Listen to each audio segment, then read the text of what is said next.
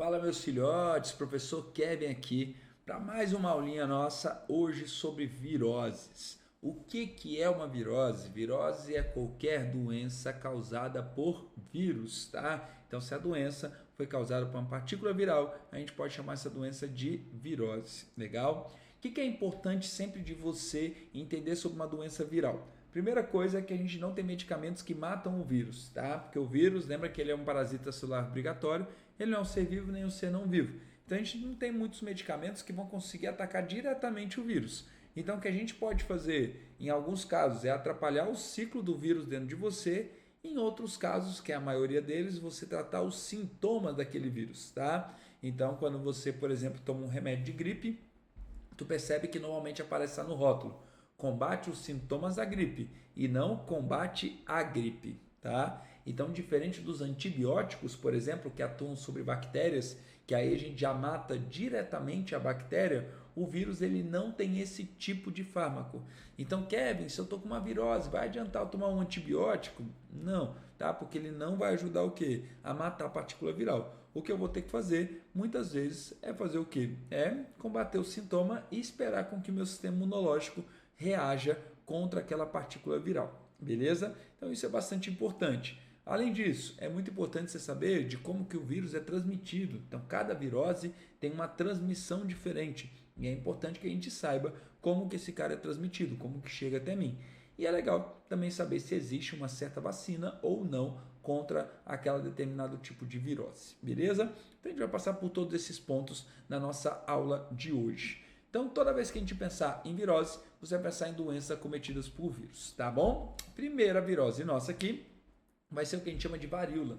Varíola é uma virose bem icônica, porque varíola é uma doença super antiga na humanidade, né? Tem varíola humana, tem varíola bovina também, que ataca os bovinos, né? São bem parecidas, inclusive. Mas a varíola também foi a primeira virose, a primeira doença na qual a gente conseguiu desenvolver uma vacina. Antes mesmo de entender o que era uma partícula viral direito, o Edward Jenner fez alguns tipos de experimento que promoveu uma imunização de determinados indivíduos, o que nos trouxe uma vacina contra a varíola, certo? Talvez por essa razão, né? Talvez por ser a vacinação mais antiga que a gente tem na humanidade, é uma doença que está praticamente erradicada em todos os locais do mundo, tá? Então a varíola realmente hoje é uma doença que a gente tem em baixíssima escala. A varíola ela pode ser facilmente transmitida, ela é transmitida por via aérea. O que é uma via aérea, Kevin? É quando a gente aspira, tá, partículas virais. Isso acontece porque algumas partículas virais elas acabam ficando presas nas nossas gotículas de saliva e na hora que a gente fala, na hora que a gente respira, a gente acaba jogando essas partículas para o ar. Como elas são muito leves, elas acabam ficando suspensas no ar e quando você respira, joga o ar para dentro, o que vai acontecer? Essa estrutura ela vai adentrar ao teu tubo respiratório e aí com isso vai te infectar. E justamente é assim que a varíola entra no teu corpo, perfeito? Você vai perceber que a varíola ela vai trazer várias lesões na pele. Essas lesões elas podem ser purulentas, né, que são com pus, ou lesões mais sequinhas, tá? E as lesões na pele acabam sendo os principais sintomas da varíola ali dentro da saúde humana, tá bom? Então, lembrar, a gente tem vacinação contra ela, certo? E ela está praticamente erradicada no mundo inteiro. Que a varíola dos macacos é a mesma coisa de varíola? Não, é uma outra variante viral, tá bom? Mas ela causa um tipo de doença que é muito parecido, que também é transmitida por via aérea, mas também por contato com secreções de pessoas que estão contaminadas, e ela pode também trazer feridas no corpo, legal?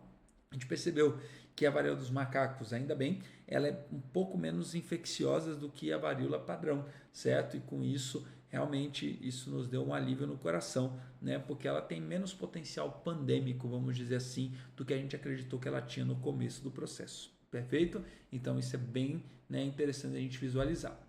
Quando a gente pensa em cachumba, cachumba também é uma doença viral bastante conhecida. Ela vai atacar a sua glândula salivar, mais conhecida como parótida. Então a parótida, ela começa a ficar toda inchada. Essa região aqui, ó, começa a ficar um calombo, começa a ficar com o pescoço enrijecido, dor de cabeça, né? Você começa a ter febre, você pode ter vários sintomas relacionados a ela, certo? O que tu vai perceber? Que a cachumba também é transmitida por gotículas de saliva, tá bom? Então a gente aspira e aí com isso a gente acaba tendo essa parótida ali infectada, certo? É muito importante você lembrar que cachumba, ela normalmente atua em formas de surto. O que é um surto de cachumba, velho? É quando um monte de gente tem cachumba ao mesmo tempo, tá? Isso acontece demais, beleza? Então, às vezes, quando tem cachumba, não vai ter um caso só, vai ter um punhado de casos, um seguido do outro, e todo mundo, particularmente, vai ter cachumba ali naquela região, certo? A cachumba não tem grandes riscos, porém, lá na puberdade, né, a cachumba ela pode afetar os órgãos reprodutores, principalmente do sexo masculino, tá bom? Então a cachumba ela pode afetar os testículos. Normalmente a galera fala que é quando a cachumba desce, né? Então ela afeta os testículos ali, podendo causar esterilidade. Então isso também é um risco da cachumba. É a minoria de casos da cachumba, mas evidentemente que isso pode acontecer. Então é uma coisa que a gente acaba caracterizando também. Quando a gente pensa em raiva, raiva é um tipo de doença também bastante comum, bastante conhecida. A raiva ela é uma doença que ela é transmitida por mordida de animal infectado. Então, quando o animal ele está infectado, na estrutura salivar dele acaba tendo partículas virais dessa raiva. E aí o que vai acontecendo? Na hora que ele morde, essas partículas virais vão adentrar ao sangue da pessoa, fazendo com que o vírus ele entre, né, na corrente sanguínea do indivíduo. O que você vai perceber? A raiva é uma doença, galera, que é super, super, super séria, tá? Ela pode ser transmitida por diferentes tipos de mamífero. Então, morcego transmite raiva, né? O ciclo rural ali, cavalo, vaca, pode transmitir raiva também. Você tem o ciclo urbano, que é o que está mais próximo da gente, né? Que é cachorros e gatos. Vale lembrar que a gente tem vacinação contra a raiva, né? Até puxada pelo próprio governo também, né? Mas também nas clínicas particulares a gente tem essa vacinação de raiva. Normalmente ela é anual, né? E isso serve justamente para proteger tanto o seu animal, mas também proteger a saúde humana em geral, certo? E você tem o ciclo silvestre ali também que a gente entra menos em contato, mas ela existe, perfeito? A raiva ela traz encefalite. Essa encefalite é uma inflamação no encéfalo, que é essa região aqui craniana.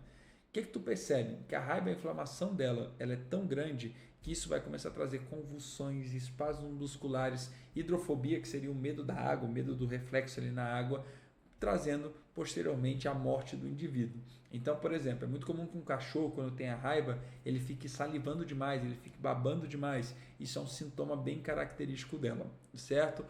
Raiva em humanos, perigosíssima. Quase ninguém sobrevive à raiva. A raiva mata quase que 100% dos humanos que são infectados. Perfeito?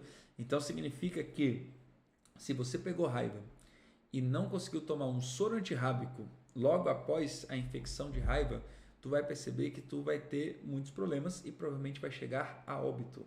Por isso que se aconselha muito que após você receber uma mordida de determinado animal, que você seja capaz de quê? De ir até o hospital para você avaliar essa mordida e seguir o protocolo médico ali adequado, tá? Normalmente os médicos, eles esperam um tempinho após a mordida para aplicar o soro antirrábico. Se você tem contato com o animal, você ficar em observação do animal. Então, vamos supor que você foi mordido por um animal de uma chácara que você foi. Beleza, mas essa chácara tem algum dono, legal? Aí esse dono ele pode falar, não lembro a última vez que meu cachorro foi vacinado para raiva. Então você não tem certeza se esse cachorro tem raiva ou não. O que vai acontecer? É legal que você peça para o dono da chácara ficar de olho nos sintomas também ali do cachorro. Se ele apresentar sintomas, né, parecidos com raiva no futuro próximo, significa que é muito importante que você vá tomar esse soro antirrábico. Então é uma doença hiper perigosa, tem que tomar muito cuidado e por isso que convém, após mordida de animal, você ir até um hospital para você seguir o protocolo médico adequado para aquele seu acidente, tá bom? Então nada de ficar em casa esperando tudo passar, não. Vai até o hospital e olha certinho para ver se você vai precisar tomar o soro antirrábico ou não, beleza? Quando a gente pensa em poliomielite, poliomielite também é uma doença viral super conhecida. Aqui a transmissão dela é um pouco diferente. É uma transmissão que a gente chama de oral fecal ou feco-oral, dependendo do local onde você leu, tá? É uma transmissão que ela sai do intestino de indivíduos que estavam, né, infectados e elas acabam chegando no alimento, né? Acabam chegando na boca de outros indivíduos. Então isso aqui está muito ligado com água contaminada ou alimento contaminado, certo? A poliomielite, ela já maltratou muito o Brasil, tá? Então o Brasil já teve muitos e muitos e muitos casos de poliomielite. E era terrível. Por quê? A poliomielite, ao afetar o organismo humano, ela pode trazer paralisia e atrofia muscular. Quando isso acontece, esse indivíduo, principalmente se está em fase de crescimento, ele pode ter danos para a vida toda. Ou seja, ele pode não ter mais a capacidade de mobilidade normal ali ao longo da vida toda por conta dessa doença, tá? Então é uma doença viral extremamente preocupante para a gente. A gente teve uma campanha, né, desde ali do finalzinho dos anos 80, que é a campanha mais bem sucedida da história do PNI, né, que é o Programa Nacional de Imunização, né, aqui do Brasil, que é a campanha do Zé Gotinha. Talvez você já tenha visto aí o Zé Gotinha, né, quando criança, né, o Zé Gotinha ali como símbolo do PNI também, né, então quando você tem alguém ali que trabalha no Ministério da Saúde, você vai perceber que o PNI ali, ele tem como símbolo o Zé Gotinha. E o Zé Gotinha, ele foi uma campanha bem interessante porque ele trouxe a vacina de poliomielite para gotas, o que ampliou e muito a cobertura vacinal contra essa doença no Brasil, tá? De tal forma que hoje praticamente não temos mais casos de poliomielite no Brasil por conta disso, tá? Recentemente, a gotinha já não vai ser mais aplicada, né? Então, recentemente a gente vai voltar, né, a colocar a vacina mesmo injetável da poliomielite, perfeito? Mas até um passado bem próximo, você tinha tanto a vacina, mas você tinha também as campanhas de vacina em gota, certo? Que facilita um pouco a aplicação, tá, dessa vacina, certinho? Então isso é super, hiper, mega importante e é uma campanha também bem interessante a gente visualizar. Sarampo, sarampo é uma doença perigosíssima, né? Também transmitida por via aérea, por gotículas de saliva. O sarampo, ele vai me trazer erupções na pele. Para quem já teve catapora, vai parecer um pouquinho com catapora, né? Então quando a gente analisa catapora, ela também tem essas feridinhas ali na pele, mas o que que diferencia sarampo de catapora, né? O sarampo ele costuma trazer uma infecção mais severa, principalmente no quesito febre alta, tá? Geralmente a febre ocasionada pelo sarampo é uma febre muito alta e é uma febre muito persistente. O que que isso significa? É uma febre que ela fica ali, ó, e ela tem dificuldade de reduzir, ela tem dificuldade de diminuir, certo? Problemas relacionados a isso. Se eu tenho uma febre alta por muito tempo e ela não diminui, isso pode trazer várias consequências fisiológicas, inclusive a morte, tá? Então, o sarampo é muito, muito, muito perigoso, principalmente no público infantil. Então, a gente se preocupa muito com o sarampo infantil, a gente se preocupa muito com a saúde dessas crianças, né? Várias crianças acabaram morrendo de sarampo por falta de vacinação, tá? Então, a vacinação contra sarampo, ela geralmente é dada logo no início da vida, né? Ainda como bebezinho, e a gente teve algumas campanhas ali, né, antivacinais, que acabavam atacando a vacina de sarampo, né, falando que a vacina de sarampo poderia promover, né, casos de alterações psíquicas, como, né, TDAH, TDA, autismo, qualquer outros tipos, né, de alterações aí neurológicas.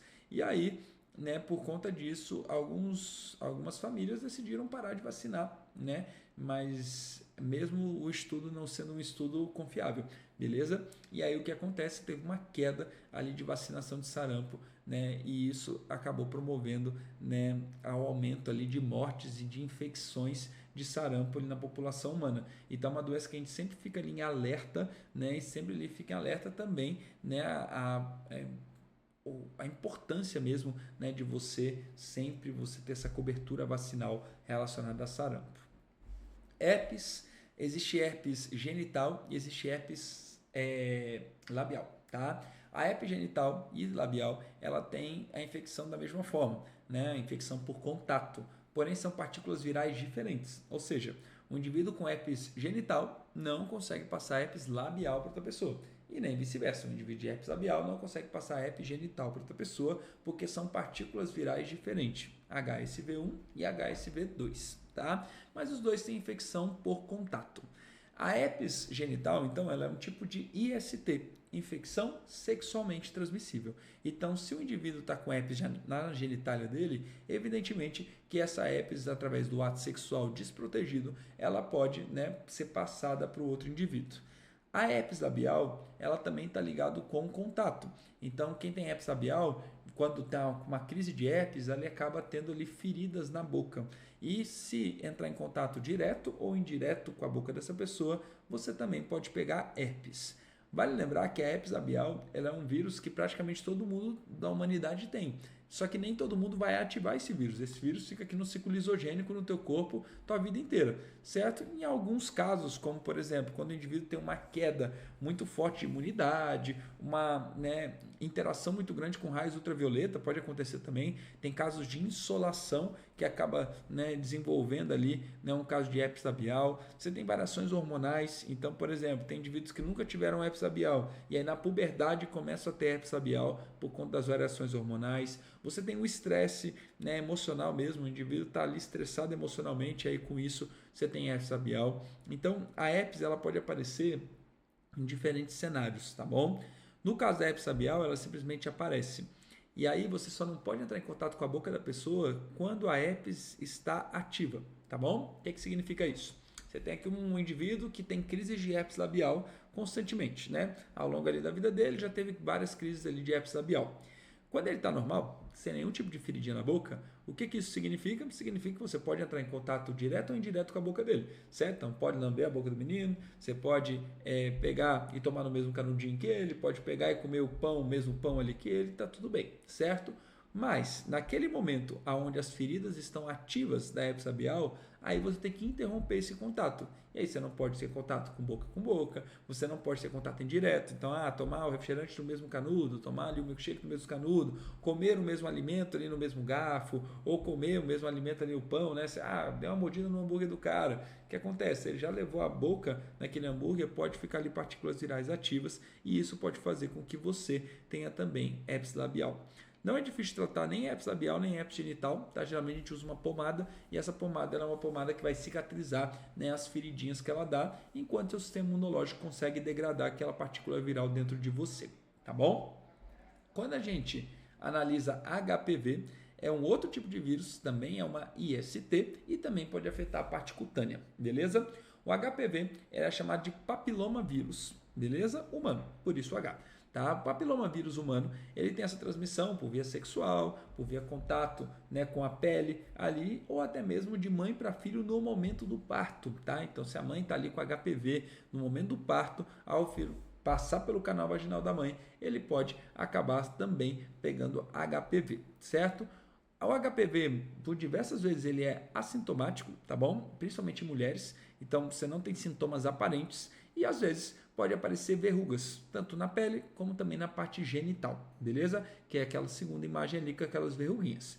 Qual que é o grande risco do HPV? A gente percebeu que o HPV ele tem uma capacidade de originar alguns tipos de câncer, principalmente em mulheres, quando você fala de câncer de colo do útero, tá? O que é o colo do útero, Kevin? A mulher tem a estrutura vaginal dela, né? No interior da estrutura vaginal você tem um canal vaginal, na ponta desse canal vaginal você tem a entrada do útero. A entrada do útero é chamada de colo do útero. E aquela região, a gente percebeu que é uma região que ela pode ser muito alterada pela presença do HPV. E ao ser alterado pela presença do HPV, isso pode gerar alterações celulares ou neoplasias, que são justamente os nossos tipos de câncer que podem ser originados por HPV. Por isso, a vacinação de HPV, tanto em homens como mulheres, principalmente na faixa etária de 9 a 14 anos, é tão importante. Porque como o HPV é passado principalmente por via sexual, a gente sabe que após a puberdade, a exposição do jovem, né, à vida sexual aumenta. Então significa que a gente precisa vacinar esse indivíduo antes dessa exposição aumentar, porque isso diminui e muito a chance dele contrair essa doença no futuro. Então é super importante a vacinação de HPV por conta, né, desse cenário ali, principalmente do câncer de colo de útero. A verruga em si não costuma incomodar muito, né? Tem cremes e tal também que vão acabar diminuindo, né, essa verruga, ou até mesmo você pode arrancar essa verruga, né? Então tem alguns procedimentos médicos onde a gente corta a verruga e cauteriza o local. Cauterizar é tipo queimar o local, tá? Então você cauteriza o local para não ter nenhum tipo de infecção, certo? Isso também pode ser uma forma de você eliminar essas verrugas ali que podem aparecer, beleza? Quando a gente pensa em AIDS ou SIDA, que é o nome em português, Síndrome da Imunodeficiência Adquirida. A AIDS ela é bem interessante porque quando a gente pensa em AIDS, ela é um retrovírus, certo? Ela também é transmitida de forma sexual, tá? Então, as transmissões dela pode ser por via sexual, contato sexual direto, mucosa com mucosa, tanto mucosas vaginais como mucosas anais, perfeito? Também pode ser transmitida através de via sanguínea, tá? Então, eu peguei uma transfusão de sangue com sangue contaminado ou utilização de agulhas, certo, em indivíduos com AIDS e sem AIDS. Então, um exemplo muito claro de problemas em relação a indivíduos com AIDS foi nos usuários de drogas injetáveis, né? Então, os usuários de drogas injetáveis, eles acabam fazendo aquelas rodas de utilização de droga e acabavam compartilhando a mesma seringa, fazendo com que a seringa ela fosse de braço em braço e com isso, se tivesse um infectado, você acabava infectando todos os outros ao redor também, certo? Além disso, você também tem infecção por via vertical. O que significa isso? Da mãe para o filho. É uma das formas de infecção que também podem ocorrer, certo? Como é que é o ciclo do vírus da AIDS dentro do teu corpo? Ele afeta um tipo de linfócito bem específico, chamado de linfócito TCD4. E esse linfócito, ele é um linfócito meio complexo de parar de funcionar. Lembra que o vírus, quando ele entra no ciclo lítico, ele acaba interrompendo o funcionamento desse linfócito, né? Mas o que o linfócito TCD4 ele faz? Olha aqui para mim. Lá no seu sistema imunológico, você tem a seguinte lógica. Você tem um macrófago, por exemplo, que é uma célula que ele vai reconhecer a partícula invasora. Essa célula ela vai passar a informação para o linfócito TCD4 e o linfócito TCD4 vai passar essa informação para o linfócito B, por exemplo, para ele produzir anticorpos para matar aquele parasita que está dentro de você. Então o linfócito TCD4 está ali no meio do caminho, ele é uma espécie de fofoqueiro, ele pega a informação de um lado e distribui para o seu sistema imunológico inteiro. O que acontece quando ele para de funcionar? Quando o linfócito TCD4 para de funcionar, você começa a ter um problema de ativação do seu sistema imunológico. E aí, mesmo que você tenha a doença ali, o seu sistema imunológico tentando apresentar aquela doença, a informação não roda. E se a informação não roda, o seu sistema imunológico não sabe que tu está doente. E aí o que acontece? O seu sistema imunológico não reage.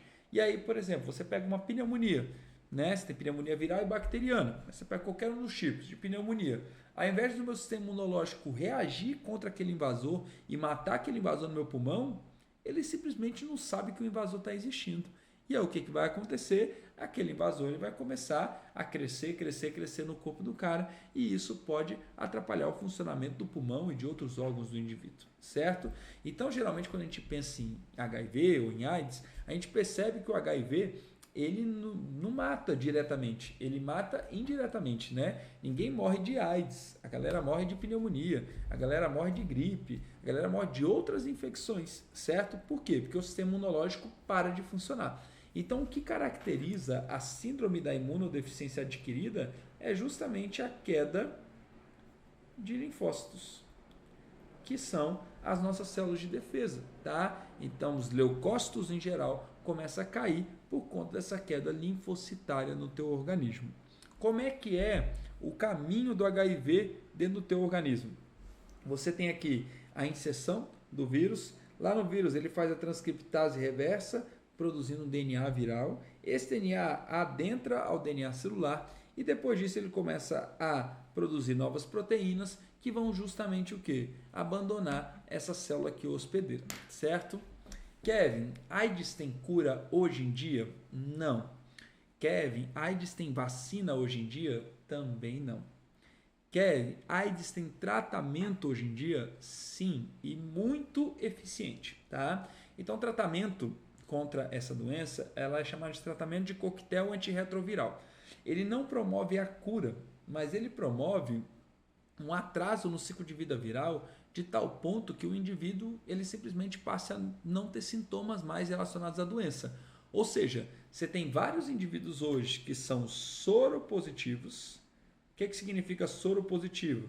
Significa que o exame deu positivo, ele tem HIV dentro dele, mas ele não tem AIDS, ou seja, ele não tem a doença, tá? Por que ele não tem a doença? Porque ele está usando fármacos que atrapalham o ciclo de vida do vírus. Então, no coquetel antirretroviral, você vai ter inibidores ali de proteases, que são essas enzimas aqui, ó, que estão relacionados à montagem de novos vírus. Você vai ter indivíduos que vão atrapalhar com que o vírus seja recepcionado, certo? Pela tua estrutura. Você vai ter alguns tipos de fármaco que vão atrapalhar a transcriptase reversa, não permitindo com que ele produza o DNA.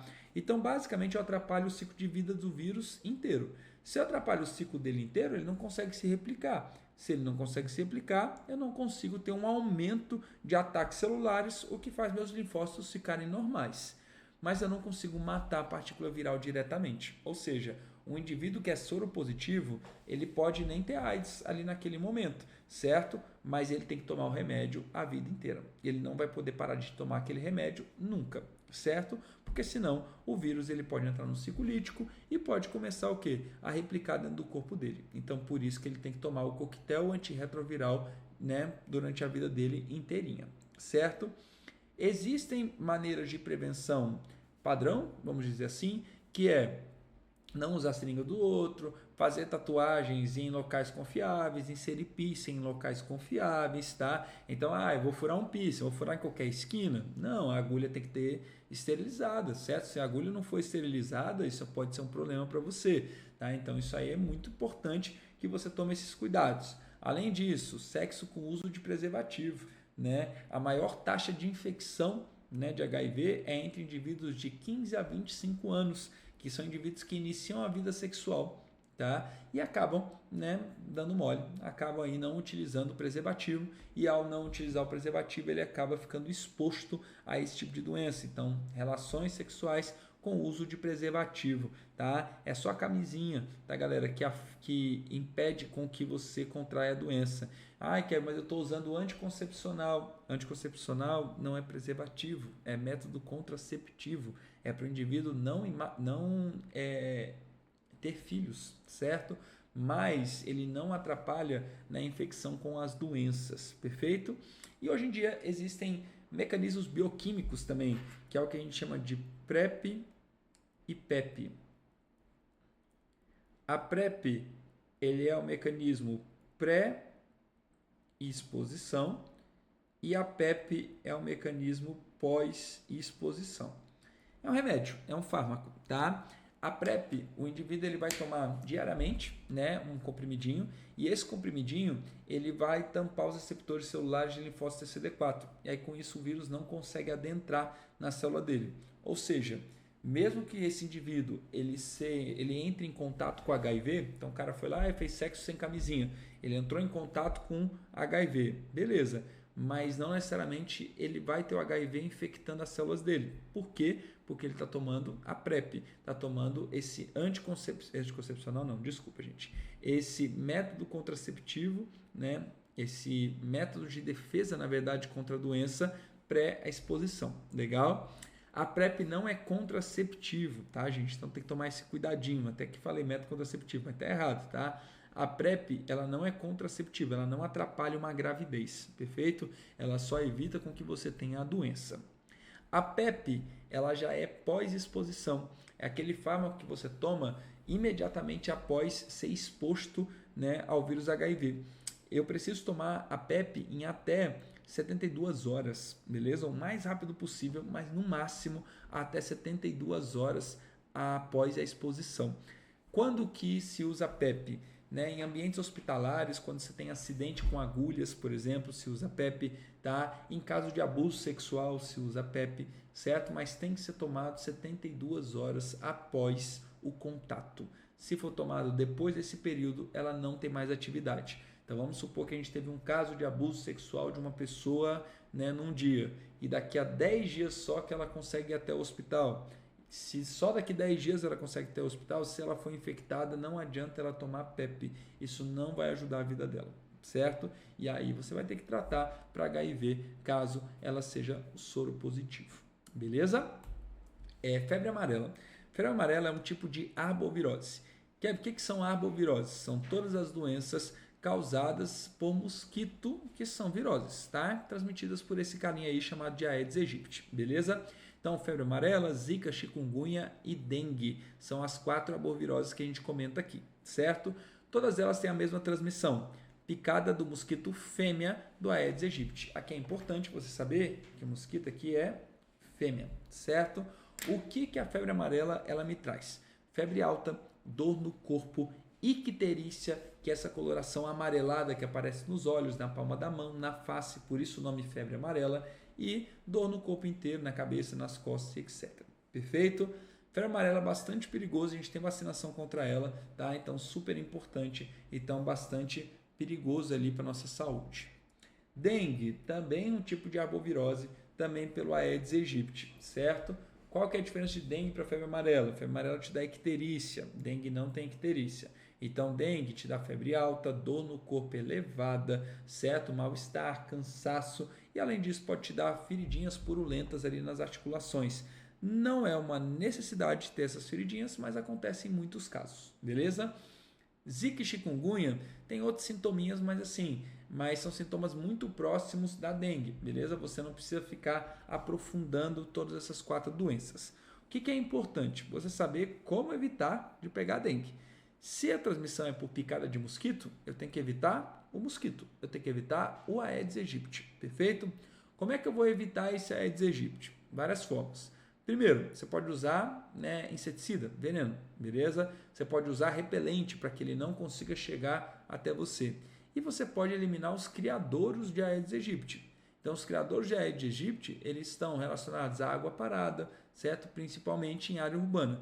Então, o que significa isso, Kev? Significa que quando a gente joga lixo na rua, por exemplo, esse lixo, quando chove, pode acumular água. E quando acumular água, isso pode virar o quê? Pode virar um criador de mosquito. Então, você tem lixo, pneu, né? Você tem várias coisas que podem acumular água. Dentro da tua casa, tomar cuidado com vaso de planta, né? Você tem aqueles pratinhos de vaso de planta. Se chove muito, também acaba ficando com água acumulada ali. Isso pode ser criador de mosquito. Então, tomar cuidado com qualquer tipo de água parada que fique. Ele se reproduz muito rápido, gente. Então, assim, a gente tem que ter essa alerta constante, principalmente em épocas de chuva, que são épocas onde você tem maior capacidade de acúmulo de água nesses ambientes, tá? É super importante saber também que o Aedes aegypti não é o único transmissor, tá? Você tem o Aedes albopictus, que também é capaz de transmitir dengue, beleza? Mas esse cara é muito mais de área rural do que propriamente de área urbana, beleza?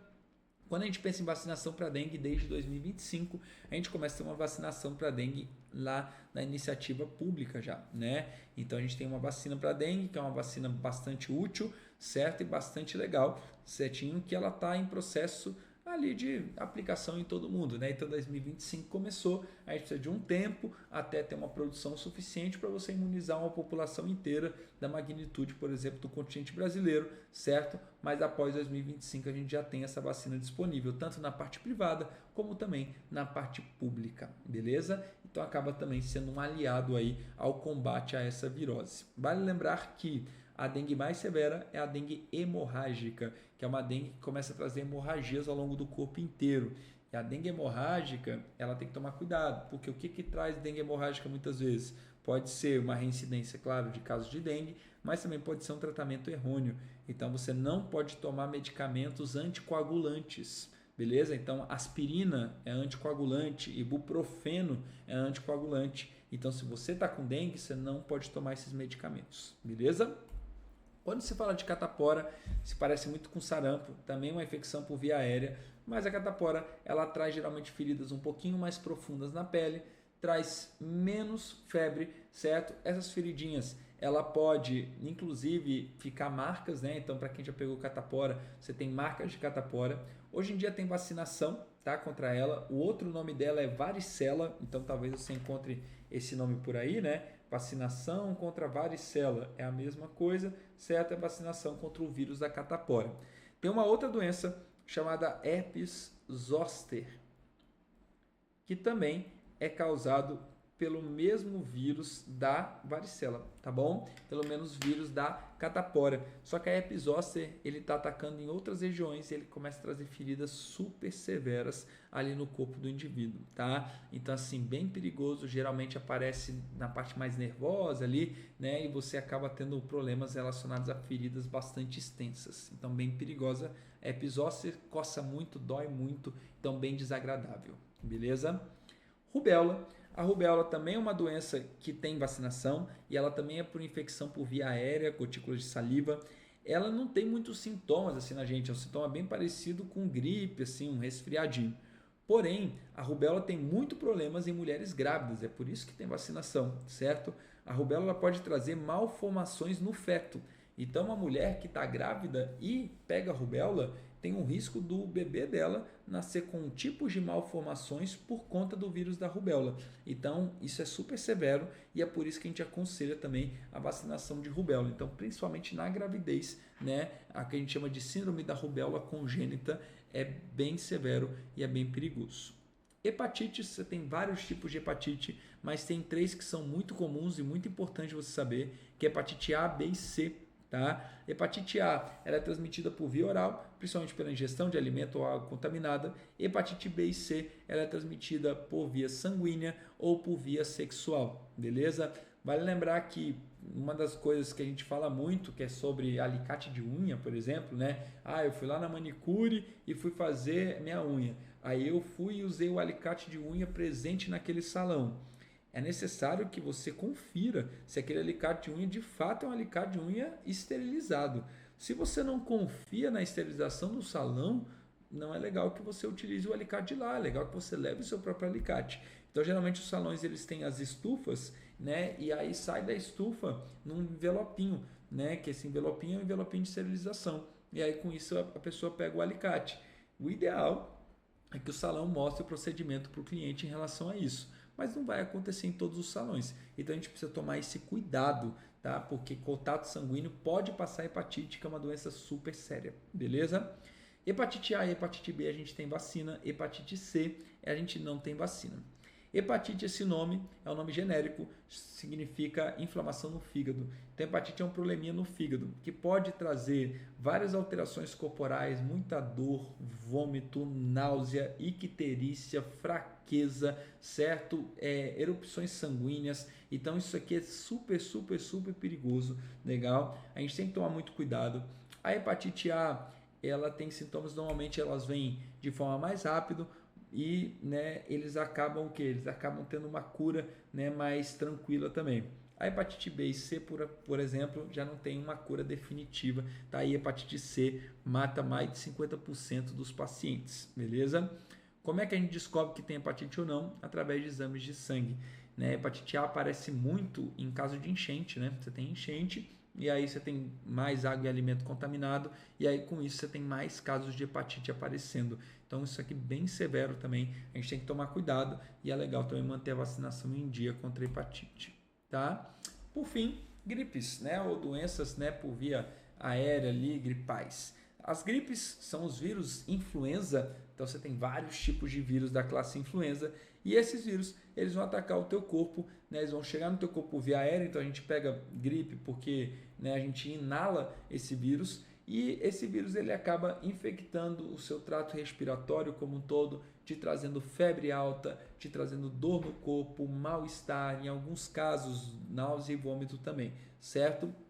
Você tem uma infinidade de vírus de gripe diferente. A variabilidade de um vírus da gripe é gigantesca.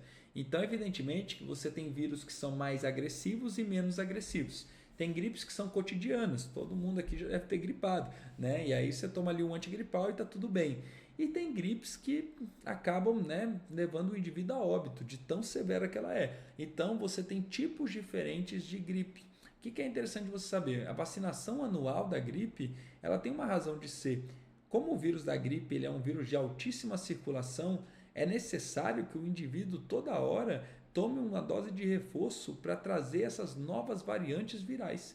Por isso que você percebe que principalmente indivíduos que têm um sistema imunológico mais comprometidos ou que entram em contato com uma quantidade de pessoas muito grandes, então um exemplo muito claro disso, profissionais de saúde que entram em contato com um monte de gente doente, professor tá? Que entra em contato com muita gente, né? Um professor, ele entra em contato muitas vezes com 2.000, 1.500 alunos semanalmente. Então, evidentemente que a gente tem muito mais chance de contrair esse vírus, né? Idosos, beleza? Muito importante, os idosos têm que tomar vacina contra a gripe, porque tem um sistema imunológico mais enfraquecido.